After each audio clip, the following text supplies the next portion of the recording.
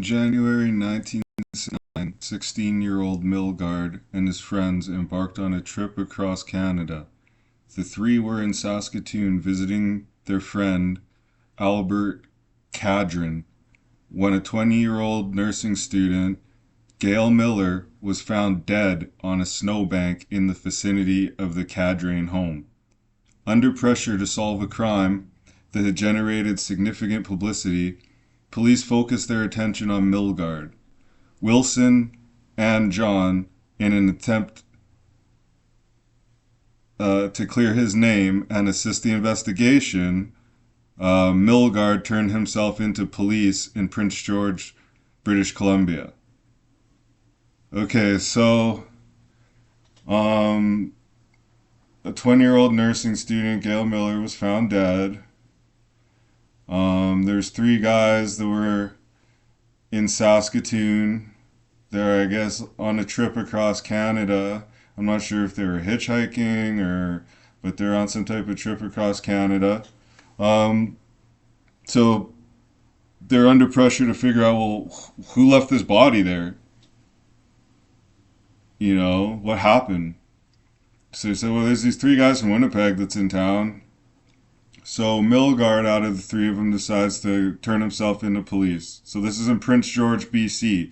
So if you're starting in Winnipeg, you're in Prince George, BC. I guess it's a trip across Western Canada. And he turns himself into police over there. So the police sent him back to Saskatoon, and then he got charged with the murder of the girl, Gail Miller. So David's friends John and Wilson were coerced by police into giving false confessions. Cadron also gave a false confession and later testified that he had seen Milgaard return the night of Miller's murder in blood-stained clothing. Wilson and John told police they had been with him the entire day and that they believed him to be innocent, but changed their stories after police threatened them with prosecution if they did not cooperate. So it appears nasty work going on over in Saskatoon. Some girl got killed and they're finna just pin it on somebody at this point. They're not, it's you know, sounding like a little bit lazy police work. They're kind of just like, oh no, there's three guys from Winnipeg that were passing through here. They might be drifters. I don't know. There's not really a lot of specification on how they arrived at the conclusion that Milgaard had anything to do with it. He did turn himself in. So I don't know if that's what prompted them to figure out, you know, so it's a little bit unclear the sequential order of what happened, but it sounds like everybody that the guy knew pretty much just pinned a murder on him, you know, to save themselves or whatever the case. So with Cadron, John, and Wilson's testimony, Milgaard was convicted of murder and sentenced to life in prison on January 31st, 1970, exactly a year after Miller's murder. In 1971, Milgaard's appeal was ejected by the Saskatchewan Court of Appeal, and the Supreme Court of Canada declined to hear his appeal. So Milgaard later wrote of the hardships he faced in prison, where he was raped and later attempted suicide. So yeah, I mean, this kind of sounds like most people's worst nightmare. You know, you're traveling, you're with your buddies, these are young guys in the prime of your life. There's a girl that popped up dead. There's a dead body while you were in one of the cities that you were stopping through.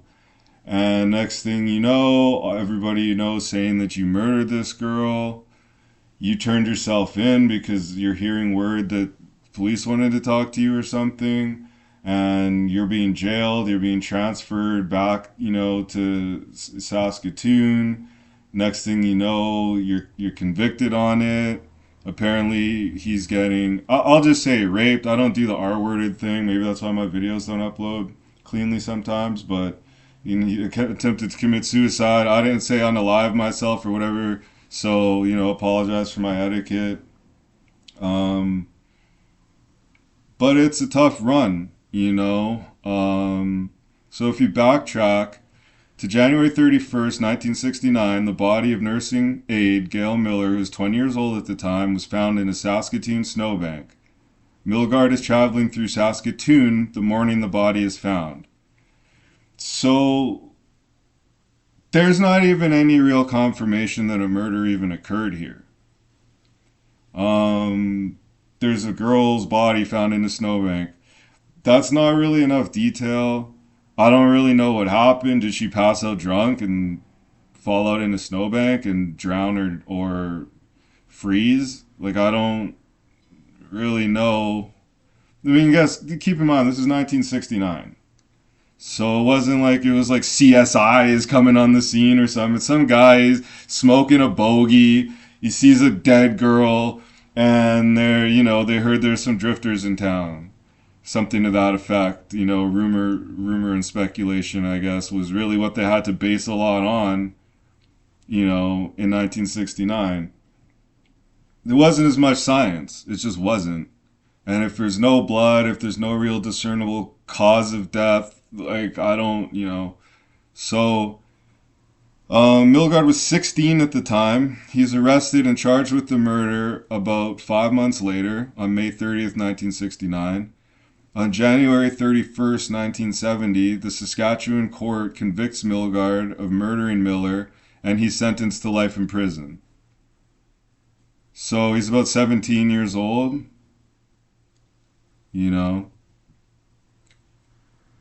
and, like, a lot of us remember when we were that age. I've got a son around that age. Like, that's insanity, you know. The Saskatchewan Court of Appeal rejected the appeal. I don't know on what grounds. I don't know what he even had in the appeal. Supreme Court refused to hear it. So by this point, it's December 28th, 1988, and Milgaard's lawyers apply to have the case reopened. So he's been in jail for about 18 years. I think he's missed his whole life. He's in his mid-30s, I guess, mid to late 30s. 2 years later, Milgaard's lawyers, I guess, were applying for it after Supreme Court of Canada rejected it. And then, 2 years later, the federal Justice Minister, Kim Campbell, brushes past Milgaard's mother, Joyce, who tries to hand her a report from a Vancouver forensic pathologist that could clear Milgaard. Campbell says it could jeopardize any future review if she sees the report. So the mom runs up to the minister, which in Canada, that's like, I guess, basically running up to a senator, in Ottawa. And this is a federal justice minister. So they're like, in the U.S., like, the president kind of appoints people to the head of different departments. It's like being, I'm not going to say a Supreme Court justice, but overseeing, the Department of Justice or something like that. The mom runs up to her. She's like, look, I got the proof. My son's innocent. And she's like, oh, I can't even look at this because you're just going to mess up the case for him or whatever. So that's not really the proper way to do this. So I'm not even really going to, for me to even look at it would be negative for you, I guess is what she claimed, and brushed her off. So then it's another year. By this point, we're in February 27th of 1991. So, he's pushing 40.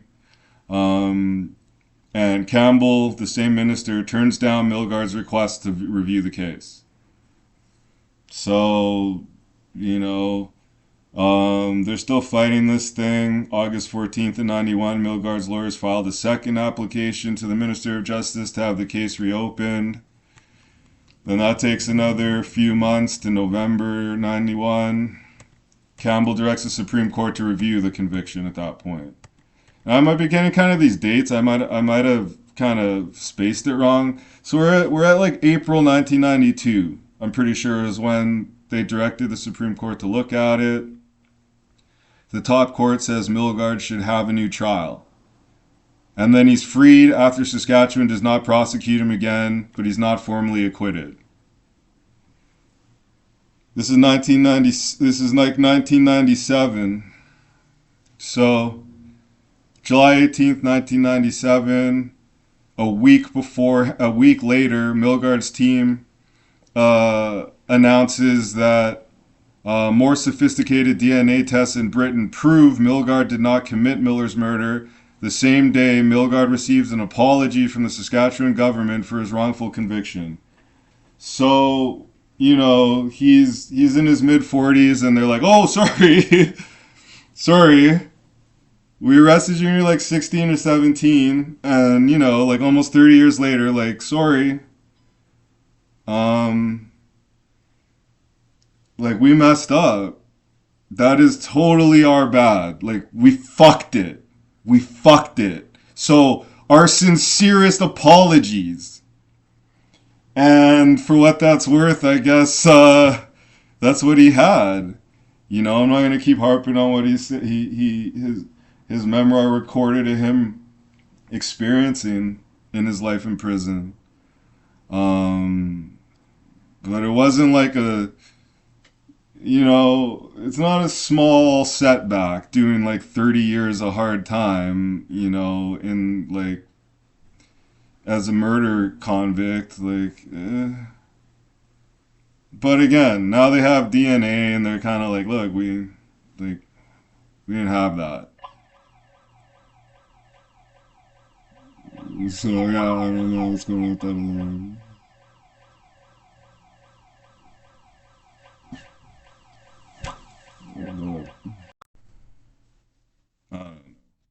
I don't know what the alarm was. This Winnipeg, it's a lot of tweakers outside, some crackheads screaming or something. I don't really know. We at the shop right now, 231 Barbershop. We just getting it started up. So yeah, I mean, he did 30. They said, my bad, and kept it moving at that point. So, they're like, we got the DNA from Britain. Canada, I guess, didn't have it yet. This is 97. Keep in mind, we're like 2-3 years past OJ. And so in 97, July 25th, about a week later, Larry Fisher's arrested in Calgary for the rape and murder of Gail Miller. So it sounds like she was, definitely violated, in similar fashion what Milgaard was during his stint.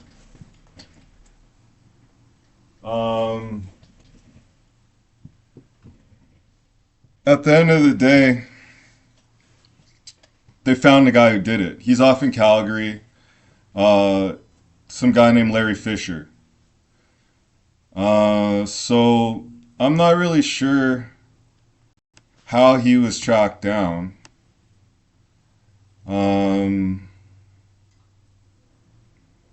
There's no real indication that there was like a match or anything like that, but I guess when they reopened it, they just figured, let's actually look into it a bit more properly, and tracked him down. And then I guess, because it still wasn't super advanced. It's not like you could get like a familial and track it back. Oh yeah, his uncle and this and that. Like nowadays, like people didn't even really know what DNA was yet. Right? So he's arrested. Then a couple years later, May 17th, 1999, Milgaard and his family received $10 million compensation package from the federal government. So they said, look, we got to take this from the taxpayer or something and square this up. So we'll give you $10 million. So, that's kind of the main question, I guess, is for a lot of people. Like, would you do 30 if they said, I'll give you 10 million? A lot of people's doing 30 years either way, regardless. People's doing it for a lot less. But there's no guarantees. But is it enough? Would you give up 30 years of your freedom for 10 million in 1999, which 10 back then is, more like 20, 25 now, So he cashed out. So Fisher's trial now opens up in Yorkton, Saskatchewan. And his lawyer successfully argued to have the trial moved to Saskatoon, or from Saskatoon, to avoid potential juror bias. So he said, look, we can't do this in Saskatoon, we gotta do it in Yorkton, which isn't far from Saskatoon. Yeah, I'll be honest with you, it's not like that was really gonna affect a lot in my opinion, but either way, I guess it was a win for their attorneys. He's convicted, and he was sentenced to life, and parole eligibility to be decided by the National Parole Board. So he got 25 to life. That's what you can get. But because his case was during a capital punishment era, they gave him the harshest sentence they could give him, which is basically you got like a hard L. And we'll look at it, but you're not getting out. It's too much of a stain. It's too much of an embarrassment on the justice system. Even though this is old, this is back then, they were like, look, this is so far after the fact too. Like, you got 30 years of freedom, so the rest of your life you're pretty much going to be in prison. But then he appealed it a few years later. So it goes to the Court of Appeal. They heard it, they dismiss his appeal, and he's convicted of the first-degree murder. So at that point, about a day later after they dismiss the appeal, the Saskatchewan government announces an inquiry into how Milgaard was wrongfully convicted for the murder of Gail Miller. So they do that for about a year, and the Supreme Court of Canada refuses to hear Fisher's appeal. So the decision clears the way for the inquiry to proceed sometime in 2005. So, this guy's done. He's convicted. Now they're trying to figure out, like, how do we mess this up so bad? The public inquiry into the wrongful conviction of Milgaard opened in Saskatoon. Justice Edward McCollum was expected to hear from more than 100 witnesses, including David Milgaard and Larry Fisher, who got convicted over the course of a year. A list of high-profile potential witnesses includes former Prime Ministers Brian Mulroney and Kim Campbell, and former Saskatchewan Premier Roy Romanov. So those who don't understand the Canadian political system, which it might even include some Canadians. And look, I'm just going off my understanding. So Brian Mulroney was the Prime Minister. That was like the president, basically, back then. Not at the time of the murder. He was like he was like Prime Minister in like the early 90s, late 80s type thing. Around in a time where the mother handed Kim Campbell, that other basically senator, or tried to hand her the documentation, and she wouldn't look at it, and then they kind of kept pressing her, and she ended up looking at it. So, and then the premier is like basically more of like a senator, yeah. So he's like elected as a state official. She is basically like in the cabinet of that prime minister and was appointed as the head of that department. So like how Trump like hires people and stuff, like he'll put like Linda McMahon is running like nutrition or whatever he wants to do, or he'll be like, the chick that kind of was a little bit of a baddie, you're doing the Homeland Security thing. Aki, Patel, we got you on, well, that's a little different. That's like FBI and shit, but he's even still maybe like, look, that's you, whatever the case. So I think she would be closer to kind of like a a Patel guy, not near anything like that, but, Canada's different. So they call them all in. They're like, look, why wouldn't you even look at it that time or whatever? And like, what happened? So they're looking at it. 41 days of testimony. They ended the first phase. Inquiry from nearly 50 witnesses. They heard from 50 witnesses, all of whom were involved in the 1969 investigation of Gail Miller's murder. The commission also heard from a number of women who were sexually assaulted by Larry Fisher in the months before and after Miller's murder. So because they were too lazy to properly investigate this heinous rapist, murderer, he went on victimizing more women. Now, I don't know who they pinned what on or what. I don't know what happened there. I don't know that he really meant to kill the girl. He knew full well this guy's sitting up for his body. But these guys are not criminals. They're like freaks. They're like crazed, their mommy didn't love them enough or whatever. They got touched off by some weirdo in a van or something. I don't know. I'm not here to speculate what led the man to live the life he lived. Ted Bundy's and these types, these guys are weirdos. Like, they're not really, like, respected guys even in the jail. So that's why he faced the consequences that he faced wrongly when Milgaard got there. Now this dude's in jail, and it's like, look, man, I for what I did to Milgaard, now you really gonna have to get what's good coming to you, because at this point, it's like, a lot of people in jail feel like they didn't do whatever they're in there for, too. And now you're sitting up in there and you kind of let a man go down, whatever. You kind of representing this and the third. And now it looks like you did something to innocent man and this type thing. So he's not, like, going to have a good time in there. Just being a rapist, period. Never mind being, like, the symbol of the guy that just was, like, putting it on somebody else and somebody else did your time. So Milgaard agrees to testify. He's up 10 M's. Let's keep that in mind. And, if the judge finds that he's medically fit, because by this point it's 2005. So you got to keep in mind, like, he's born in the early 50s or whatever, but he's done hard time and, like, he's hurting, and, he's like, I'm 50 now. Like, am I even good to, like, am I medically fit for this or whatever? They're going to excuse him, saying for medical reasons. I don't know if it's PTSD, though. I don't know what. So I guess I'm kind of speculating, like, maybe his health was failing him, but, like, I don't really know. But they decide that his testimony is necessary for some parts of the inquiry in 2006.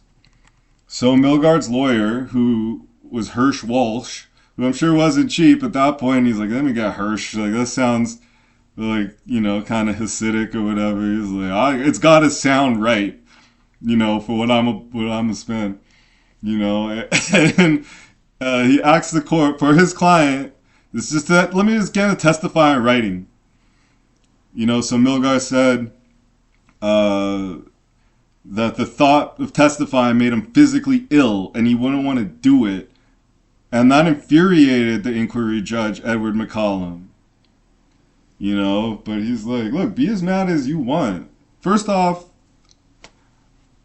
I'm 10 M's up. Respectfully, judge, like, I got more bread than you. but put that aside. Feel how you want to feel. I don't know what you're upset about. I'll write some shit down for you. You could read it or something. I'll get it to you, matter of fact. Through my lawyer, Hirsch Walsh. You know him? You go temple with him? Yeah, that's Hershey. He'll let you know what we're gonna do for the bread that I spent on Hirsch. So, a private investigator says that there's circumstantial evidence that Milgaard was the victim of a police cover-up. So PI is on this. He's on their ass. He's like, the 10M ain't enough. I got bread. Now we're going to find out who did what. Not the inquiry, whatever. I got my own peoples. So Paul Henderson, who investigates wrongful convictions for a U.S.-based organization, says he got a retraction from a key Crown witness. Henderson said the witness admitted that police threatened to charge him with the murder if he didn't implicate Milgaard. So we know that was one of his friends. We already know that. But a lot of the time, they try to clean that up or whatever. But yeah, first step was go to the friends. Why'd you tell on this man and say that he did this shit? He didn't. We fully know he didn't do it. So why were you up there telling people that your buddy killed this guy and he's covered in blood and all this? And they're like, look, the cops said they were going to put it on me or put it on us. Straight up. They told me either I'm going to tell or I'm going to get charged. And they're like, whoa. I know they probably did that all the time, but when you got 10M, suddenly that's an issue. Suddenly you got the bread for them to go back and look at that and do everything.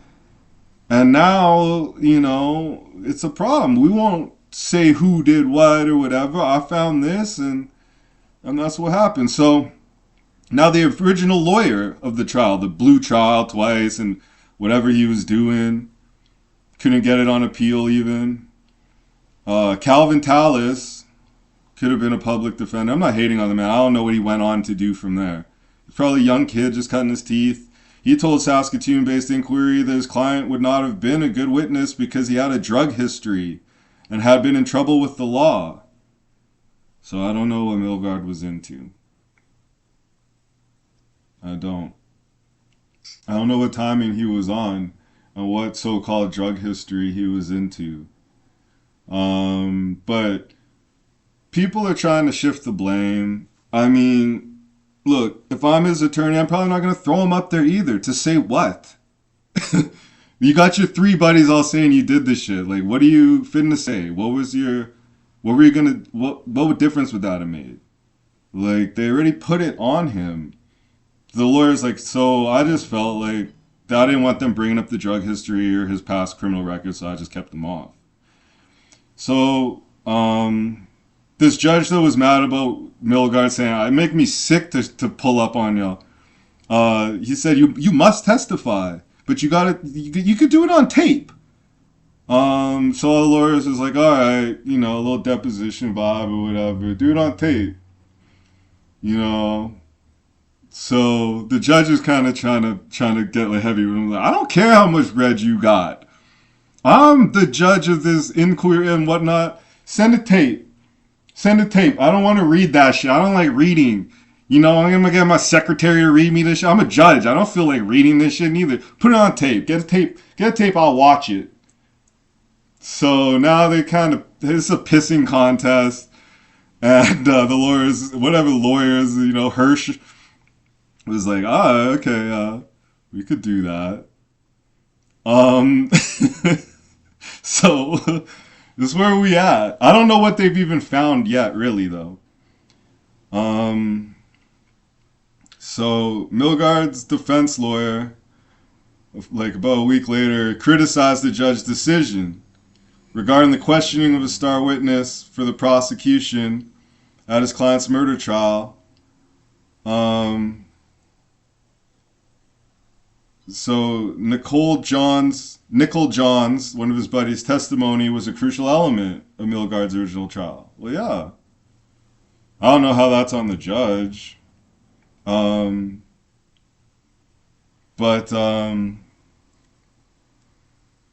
I don't know what was the questioning of him and what happened there. They don't really put a lot of detail on this timeline. So David Asper, might gotta snip this one up a little bit because it's dragging a bit. But David Asper, the lawyer who represented Milgaard for years while Milgaard fought to be released from prison, says that he wants funding and official standing at the Saskatoon inquiry into Milgaard's wrongful conviction. Asper is scheduled to testify at the inquiry.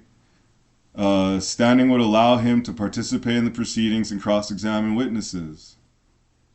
So David Asper gets into the situation. I think he took it on just because, Milgaard's mother was basically like, my son is innocent, he needs to get out of there. And so David Asper, he's not the one that blew trial, he's the one that got him out. And he's like, look, I'll tell you what I know about the situation.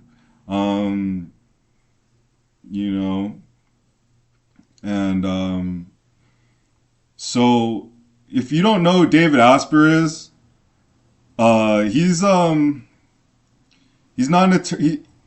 he's not the attorney. So here, let me explain this whole situation. David Asper's like the richest Jewish guy in Winnipeg, arguably, period. He's got the business school named after him. He's like an older Asper. You heard of maybe Izzy Asper, the Asper family. It's like billionaires. They got money, like a lot more money than a rich like guy that's got a few businesses. He's making money. Like they're wealthy. And he helped. He put some money on people and got what he needed to get the thing handled for the mother and get him out the jail. And he said, look, I'll tell you guys my involvement with that, but my lawyer's going to be there. My lawyer's going to be handling everything. So why is he so rich? He's a media baron. And he paid some of the legal expenses. So the public hearing was adjourned. Milgaard's tape testimonies played in his wrongful conviction. The tape shows Milgaard trying to recall the events that led to his conviction. He says memory is cloudy, though from the years he spent in prison. He began to doubt his own innocence after being misdiagnosed with so many different psychological problems while in prison. So then they just started gaslighting him. They put all these doctors on him when they realized maybe they kind of fucked this thing up. You're crazy. You, sir, are a nut job. You did this. And he's sitting there like, fuck, did I do this shit? Like, that's how hard to bleach your brain when you get behind the wall like that. They put these pills on you.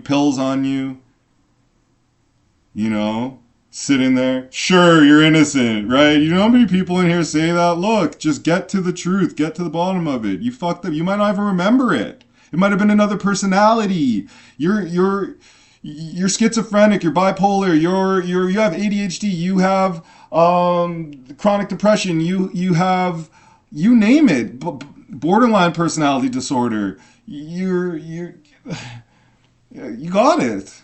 But you did this shit. One thing's for certain. These doctors were convinced, and he was getting about damn near convinced himself. So his mom couldn't take it. And this nearly broke it. She abruptly leaves the inquiry after her son's lawyer, Hirsch Walsh, is denied the right to be the final questioner of Paul Henderson. So, yeah, people kind of wanted to know, why'd you put this body on this kid? The mother is furious. Various lawyers involved in the inquiry argued about who should be allowed to question Henderson last. Justice Edward McCallum eventually ruled against David Milgaard's lawyer and gave the right to a lawyer from the Saskatoon Police Service. Oh yeah, have their own lawyer do that. That's probably the best call. So, that's what type of inquiry we have going on here in Canada in the justice system. So Joyce Milgaard complained to reporters outside the courtroom saying the ruling was unfair to her son. At this point, it's 2006. Joyce Milgaard's lawyer apologizes to the judge for her client's comments to the press about the unfairness of the inquiry. Justice McCallum says she's been warned before, and if she wishes to be a part of the inquiry as a party with standing, she is not to subvert it by going out in the hall and casting broadsides against the work of the commission. That is her right to do as a private citizen. If she wishes to persist in that, she will do so as a private citizen and not as a party with standing. So this judge is kind of getting a bit heavy, with the victim, the family, not the cops, not the people who put the guy in jail. In fact, he said, why don't your lawyers deal with it? You guys will ask yourselves, and we'll figure it out that way. So they reconvened it. Joyce Milgaard, his mother, was scheduled to take the stand. And she tells the inquiry she began her fight to free her son with the assumption that the police twisted the facts and that were not, so sorry, they twisted the facts into what they were, not to put him behind bars, and they put that in quotes. So what they were not, I think, comma, to put him behind bars. So they twisted the facts into what they were not, weren't, we could abbreviate that, to put him behind bars. So she says she regrets not starting sooner to prove David Milgaard's innocence. So, I mean, even his own mother, I'm sure, had her doubts at first. He's telling her, like, Mom, I didn't do this. And she's like, come on. You're off running around across the country. You've been in trouble with the law, this drugs. I told you about these guys that you're with, and they all say that you did it. Like, what are you expecting? So, it's one of the worst miscarriages of justice a Winnipegger has ever been subjected to. 10 M's or no 10 million aside. So, the inquiry resumes, and RCMP witnesses, they're trying to figure out what went on. He spent 23 years in prison. He's wrongfully convicted of rape and murder, and he didn't get exonerated, until 2006, really. While they're digging into this, because technically they've apologized, but they haven't even really admitted what happened or how it happened. So the final oral submissions are to be heard in the inquiry in Saskatoon into the wrongful conviction of David Milgaard. By this point, it's September 26, 2008. So this thing's been dragging many years. It was supposed to be a year. The inquiry report is released. It was found the police received a tip in 1980 that could have led to the real killer 12 years before Milgaard was released from prison. The criminal justice system failed Milgaard, David Milgaard, and that was the conclusion of the Justice Edward McCallum, the Alberta judge who headed the inquiry. All right, so this is a two-part situation. That's David Milgaard's story. It's not a pleasant one. When you are up against an entire criminal justice system as one man, one kid, 16, 17 years old, and you're asking yourself, am I ever getting out of prison? He was lucky they didn't hang him at that time because capital punishment was still in. And we'll get into that at a later episode. So the judge is hearing from all these people, and he's basically like, look, we fucked it. As far as we're concerned, people was actually calling in and telling on who really did it. And we really weren't even trying to look at it. The justice minister that was looking at the file, whatever, that actually had the DNA in it, she didn't want to look at it. She had other shit to do. The prime minister, he didn't know nothing about it. He didn't have anything to do with this. I don't know why you would have called him in. I don't think there's any question the ball was dropped. That's why, the man was issued his apologies. He was paid 10 M's, and he'll never recover those 30 years of his life. They could drag in every doctor that was telling him that he had this disease and that disease, which he may have at that point. I mean, 30 years of hard time will drive anybody up the wall. So they did that to him because they couldn't be bothered to actually do their jobs. They put the man under the jail. Was it a race thing? Anything like that? No. To my knowledge, David Milgaard's just a regular white guy. Just a kid. But in 1969, unfortunately, being white wasn't enough. And I'll explain that. You had to tie your necktie a certain way. You couldn't smoke no reefer like that. And now you're getting in trouble with the law. You're not a good Christian boy. So he fumbled his white privilege. And 30 years